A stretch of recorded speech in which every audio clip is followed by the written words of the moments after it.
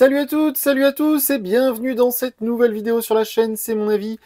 On se retrouve aujourd'hui pour un déballage de produits, un unboxing et le voilà, le nouveau Galaxy Z Flip 7. Alors je trouvais ça un peu cher quand il a été dévoilé il y a 2-3 semaines, je me suis dit franchement 1200 €, ça fait quand même beaucoup d'argent, est-ce qu'on va le tester? Bah finalement j'ai craqué, voilà. Donc je viens de le recevoir. Comme vous le voyez, le chargeur est fourni, alors ça c'est assez intéressant. Normalement, d'après ce que me disent certains d'entre vous dans les commentaires, c'est l'Union européenne qui interdit cette pratique de mettre les chargeurs dans les boîtes. Bah, j'en doute un peu maintenant parce que sur Amazon, je vous mettrai le lien sous la vidéo, j'ai acheté 1199 €. Donc il y avait une promo, alors c'est chez tout le monde, hein, Boulanger, Darty, tout le monde. En fait, la version 512 Go, elle est au prix de la version de base 256. Ils font ça quasiment tous les ans avec tous les nouveaux modèles chez Samsung. Donc là, j'ai bien 512 Go de stockage et je l'ai payé seulement, entre guillemets, seulement 1199.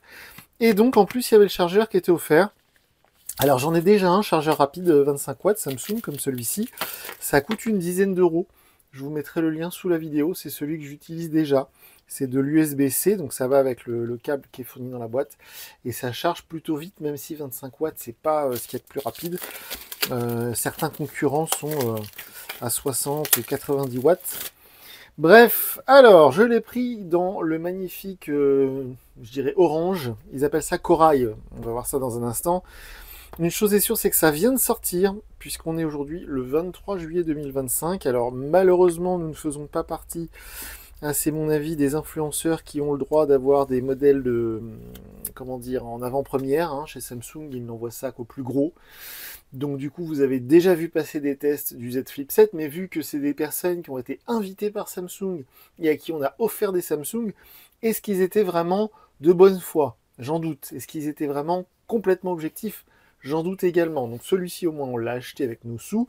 Quand je dis nous, c'est notre argent, parce que c'est vous qui regardez les vidéos, c'est vous qui faites des vues, et donc c'est vous qui générez les revenus YouTube grâce auxquels on achète des smartphones. Alors on va le déballer tout de suite. Si vous avez déjà vu des tests ou alors que vous vous êtes intéressé à ce modèle, vous connaissez plus ou moins la fiche technique, mais je fais un petit rappel.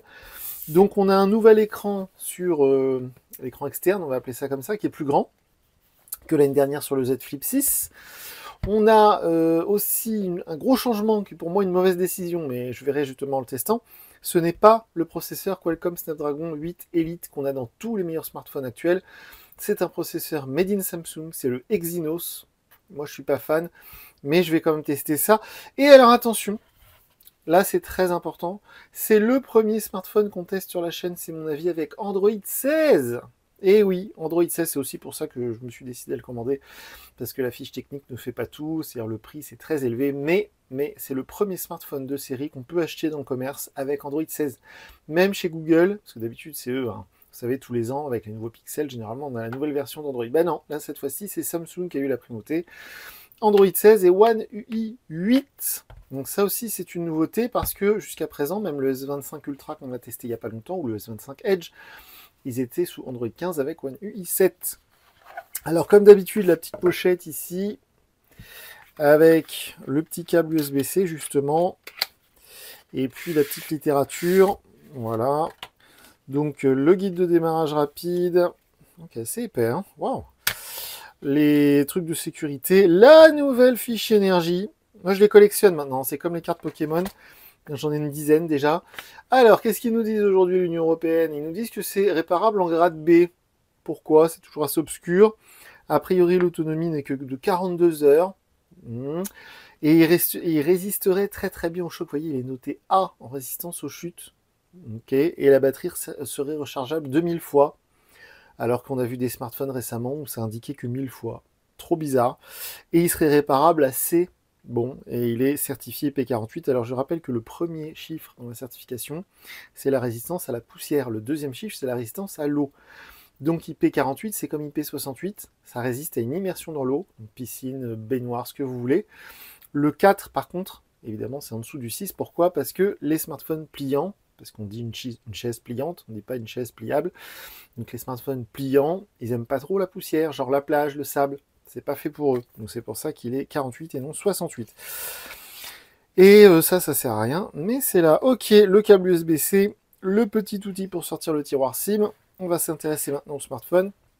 Si vous regardez souvent nos vidéos, vous savez que quand c'est du Samsung, on est obligé de couper la vidéo parce que c'est le seul fabricant.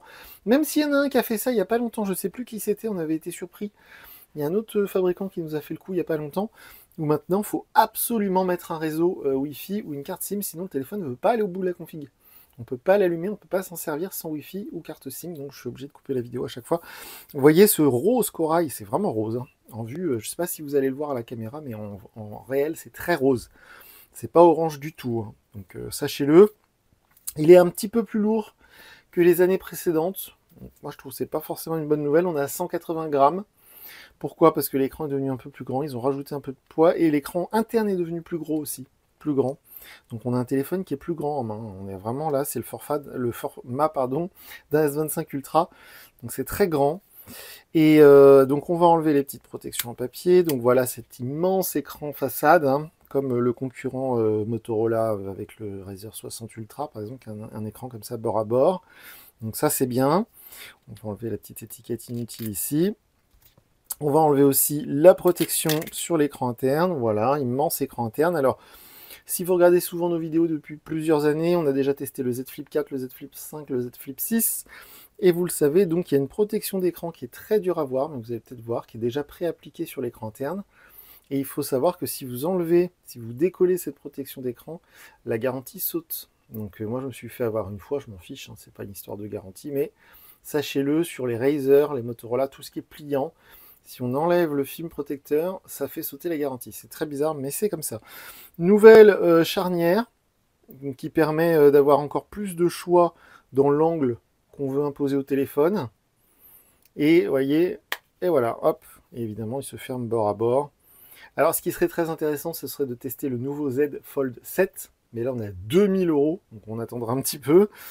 Et voyez au niveau du, voilà, du tour du propriétaire, le tiroir SIM, prise USB-C, les petits trous pour les micros, le haut-parleur ici, le bouton ici qui fait lecteur d'empreinte, je rappelle, hein, sur les smartphones pliants, il n'y a pas de lecteur d'empreinte sous l'écran, et le bouton du volume. On va l'allumer tout de suite, et comme je vous le disais, on va découvrir Android 16. Voilà, alors je sais que ça existe depuis longtemps, en bêta, en ce que vous voulez. Sur d'autres smartphones, ils ont eu une bêta sur comment dire, les téléphones qui sont inscrits sur des programmes développeurs. C'est le cas du S25 Ultra. Si vous êtes inscrit en Samsung développeur, vous avez la One UI 8 avec Android 16. Alors je ne sais pas si vous allez le voir, mais il y a un espèce de rond qui me chiffonne, qui apparaît au milieu de l'écran. Je ne sais pas si vous allez le voir, moi je le vois, mais c'est assez... Là, il y a un rond blanc. Je ne sais pas si vous voyez juste au bout de mon doigt. Je ne sais pas pourquoi il y a ça, c'est très bizarre. Donc écran AMOLED 120 Hz évidemment, externe et interne. Hein. On n'a pas précisé donc le processeur Exynos avec 12 Go de RAM, donc c'est un standard maintenant depuis plusieurs années. 12 Go de RAM, hein, ça suffit pour tous les usages, même du jeu. Hein. Configurer facile avec un autre appareil, non. Alors là, je vais être obligé de mettre le Wi-Fi et de couper, on se retrouve tout de suite. Est-ce que ce Galaxy Z Flip 7 sera le dernier smartphone pliant qu'on testera sur la chaîne? C'est pas impossible. Parce que j'ai vraiment l'impression que c'est un format de smartphone qui est en perte de vitesse. Dès le début, ils ont eu beaucoup de mal à les vendre. Comme je vous l'explique dans certaines vidéos, je suis devenu intime avec certains revendeurs d'occasion. Vous savez, les cash converteurs, les e-cash et compagnie. Et ils m'expliquent tout le temps, quand je leur ramène un téléphone de ce genre-là, que c'est invendable en occasion. C'est très difficile. Que même parfois, ils sont amenés à perdre de l'argent pour s'en débarrasser. Et si vous avez eu un smartphone de ce genre-là, vous savez que d'occasion, ça ne concerne que quelques personnes, vraiment des férus qui veulent ce truc-là, mais les gens, on va dire normaux, entre guillemets, ne veulent pas de smartphone pliant. Alors, on accepte les conditions d'utilisation... Le service de personnalisation sur ce téléphone, la réception d'actualités et d'offres spéciales, améliorer les publicités. Oh la vache, tout ce qu'ils nous demandent, c'est terrible. Ça, j'en veux pas. Ça, j'en veux pas. Ça, j'en veux pas. Ok, donc voilà, peut-être ce sera le dernier smartphone de ce genre que vous verrez sur la chaîne. Le Z Fold 7. Ça, j'en veux pas. Non, non, non, j'en veux pas. Ça, j'en veux pas non plus. Voilà. Et oh là là, la vache! Mon Dieu, quelle horreur! Par contre, c'est bien parce qu'au moins on peut dire qu'on n'en veut pas. Donc ça, j'en veux pas. Alors Samsung Health, ça peut être bien si vous avez la nouvelle Galaxy Watch 8, ce qui n'est pas encore mon cas, donc pour l'instant l'application ne me sert à rien. Samsung O, ça n'a jamais servi à rien. SmartThings, ça ne sert uniquement si vous voulez connecter des trucs, justement une montre ou autre. Wearable également, mais tout ça, ça ne me concerne pas pour l'instant. Ou les Galaxy Buds. Le Gaming Hub, j'ai horreur de ça. Samsung Wallet, j'en ai pas. C'est bien qu'ils demandent maintenant par contre. Parce qu'avant c'était installé de base et puis il fallait s'enquiquiner à tout désinstaller.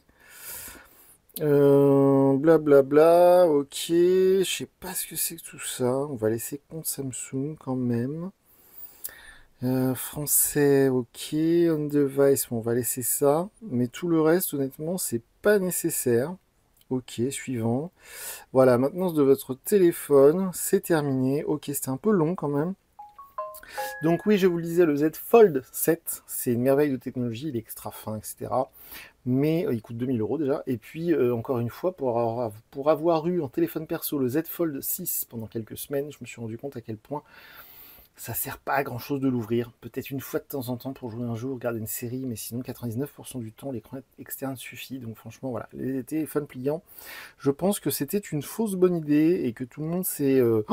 ça s'était passé au journal de 13h et puis les mecs au bistrot du coin ont dit «T'as vu Michel, on peut plier les téléphones, c'est le futur». Et puis au final, ça avance pas grand-chose. Donc voilà. Est-ce qu'on est sous Android 16 ? Je veux vérifier ça avant de vous quitter. J'ai peut-être été trop vite. Information sur le logiciel. On est bien sur One UI 8 avec Android 16. Et voilà les amis, on y est, ça y est, on est arrivé. Donc je vais mettre mon compte Samsung, mon compte Google. Je vais configurer tout ça avec ce magnifique téléphone rose. Pourquoi je l'ai pris en rose ? Eh bien parce qu'il était dispo en rose avant. C'est-à-dire que je le recevais plutôt dans ce coloris que dans le noir ou autre coloris. Donc voilà, l'écran externe qui est très grand, avec plein de widgets. Voilà, ok. Bah, je vais tester tout ça. Évidemment, d'ici là, les commentaires sous la vidéo sont ouverts. Faites-vous plaisir, on est présent sur les réseaux sociaux. Et je vous dis à très bientôt pour une nouvelle vidéo sur la chaîne. Salut!